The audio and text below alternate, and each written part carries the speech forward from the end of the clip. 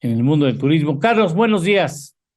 Muy buenos días, Eduardo, a ti y a todo tu auditorio. Oye, ¿qué tan grave es el problema que tenemos hoy en México en cuanto a la capacidad usada, ocupada por las presas en el país? ¿Cuántas presas tenemos? Tú en un día me diste el nombre, Aquí sí, ¿37? tenemos datos ahorita de 200 y tantas presas, ¿verdad? Pero yo quisiera nada más hacer un poquito de números. Yo acabo de Sí, escribir un artículo precisamente que se llama El uso del agua en la agricultura en México, ¿verdad? sí, Yo creo que es el punto más importante. La Semarnat nos da un dato del año 2000 en su página web, dice que el 78% del agua que se extrajo de los ríos, lagos y acuíferos de nuestro país en el año 2000 fueron 72,000 millones de metros cúbicos de agua. Dice, y se utilizó en la producción agrícola para el riego de 6,5 millones de hectáreas, eh, el 78%, o sea, se fue para esos 6,5 millones de hectáreas de producción agrícola y solamente el 11% se fue a los centros urbanos y el 8,5% se fue a las actividades industriales. Eso es 2000, Semarnat, pero con agua ya en el último censo del agua concesionada, ya ahora sí, concesiones, en el 2019 la propia Conagua nos dice que para uso agrícola está concesionado el 75,7%, para uso urbano 14,7%, aquí ya es mayor el número, por ciento, y para la industria el 4,9%, es un número casi a la mitad de lo que reporta la Semarnat al año 2000, o sea que ha cambiado, ¿verdad? El volumen total de aguas. Ahora bien, la sequía, me hablas de sequía.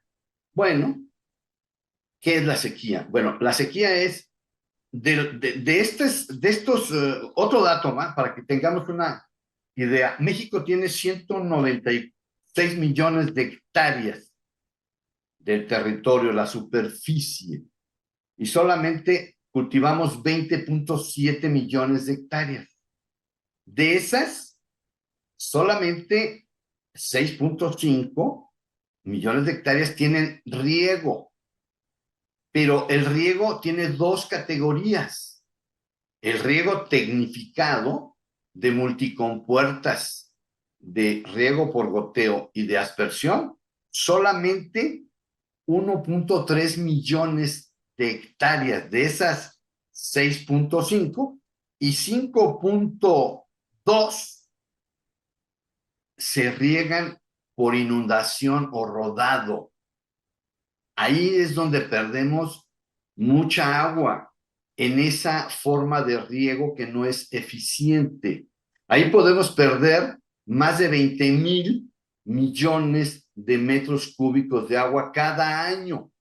20,000 millones en una estimación muy conservadora. Puede llegar a 30,000, pero no, quiero hablar de 20,000. Entonces, lo demás, las otras hectáreas, que sería el 68% de las hectáreas, son de riego por temporal, o sea, de lo que llueve. Y ahora nos dicen que este es el tercer año que se reducen las lluvias en México. Ese es un tema ya global, es un tema de este desequilibrio que hemos generado con el calentamiento global. O sea, que a ver, llueva menos no es culpa de la Conagua, ¿verdad? Por supuesto que sí. no. Ya Eso ya bueno, es en este gobierno, quién sabe. Pero oye, déjame decir una cosa nada más para, o sea, ¿de cuánto es el área de superficie total? 20,7 millones de hectáreas, es correcto son el dato. las de producción agrícola. Ah, este es de veinte producción punto siete agrícola. millones de hectáreas son las que nosotros utilizamos para producir alimentos. 20,7 millones de hectáreas De 196 millones de hectáreas, que es la superficie total del del territorio. país. O Ah, sea que ok. nada más el 10,5% de la superficie total es la que dedicamos a la producción de alimentos. ¿Por qué? porque México en realidad es un territorio montañoso, desértico o semidesértico, porque ahí es donde viene ya la escasez del agua. Es Ah, la ya, principal limitante de la producción agrícola. Entonces, sí. si cultivamos poco por la naturaleza del país, por su ecosistema, y si a eso le agregamos que el riego que usamos ahí no es el más eficiente, pues estamos perdiendo agua. O sea, debemos cambiar, ¿verdad? Yo quisiera que la CONAGUA y la Semarnat pues ya hubieran promovido, no de hoy, sino desde hace 20 años, decir, señores, a ver, estos dueños de estas parcelas, de estas hectáreas, que no están haciendo riego eficiente, ni por goteo, ni por aspersión, ni de multicompuertas, vamos a hacerlo. Y entonces ahorraríamos 20, 25 o hasta 30,000 millones de metros cúbicos de agua cada año, que eso nos serviría a nosotros en las ciudades y en la industria, y también a la CFE, porque también la CFE, no creas que es poco, ¿eh? Aquí está el 4,7% del total del agua, se la lleva CFE para las termoeléctricas, ¿verdad? Termoeléctricas. Acuérdate que la termoeléctrica es una planta en donde tú quemas un combustible fósil, evaporas el agua, ese vapor se sobrecalienta y ese vapor sobrecalentado mueve las turbinas, esos gigantescos rollos, digo yo, de alambre de cobre, que si tú los giras, aparece mágicamente la energía eléctrica. Eso es la energía eléctrica. Esa es una termoeléctrica. Ya no quiero hablar de la contaminación. Otro día, si quieres, hablamos cómo Sí. nos envenena la CFE a O todos los sea, mexicanos. ahorita sí estaríamos viviendo en probabilidad de vivir sequías históricamente altas, Pues graves. sí, estamos entrando ahora sí en una etapa más compleja, más complicada. Ayer salió, la nota de ayer, ¿sabes cuál es? Mm. Que el gobernador de Hidalgo, el señor Menchaca, que acaba de entrar hace muy poco, ahora de Morena, le acaba de decir al gobernador, al gobierno de Querétaro, ¿qué creen? Que el agua que les estamos dando de Simapán, que es una presa, pues ya no vamos a poderles dar porque necesitamos también nosotros, aquí en Hidalgo, Uy, usar el agua. Entonces ya viene un conflicto importante aquí en el altiplano, en el centro del país, en dos estados, que aunque Querétaro tiene una parte de Sierra Gorda, de arriba, pero si tú bajas a Querétaro, no sé, yo estoy en Querétaro, ¿verdad?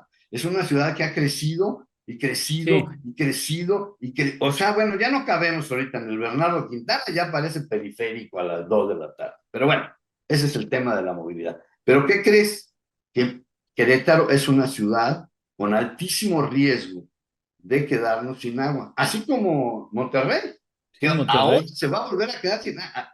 Se los adelanto, ¿eh? En esta época de estiaje que viene, van a volver a quedarse sin agua en la zona urbana.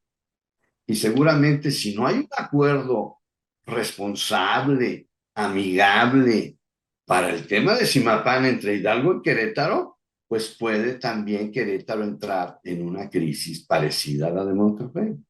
Pero todo Sí, ya, esto, ese, a mi juicio, lo quiero decir de manera muy objetiva, ha sido como un olvido sí, de esta nueva forma de gestión del agua que nos urge reciclar el agua, ¿verdad? Eficientizar el uso en el riego agrícola, ¿verdad? De entrada, las plantas plantas de tratamiento de agua residual que te permita reciclar el agua, aprovechar el agua de lluvia. No hay una inversión de infraestructura real para aprovechar el agua de lluvia, para que no se vaya al drenaje y se ensucie con las aguas claro, negras. claro. Entonces, como que habría que pensar también ya en invertir en todos los lugares Bueno, en esta captación de agua. Pero eso, ¿qué quiere decir? Quiere decir miles de mucho, millones, mucho lana.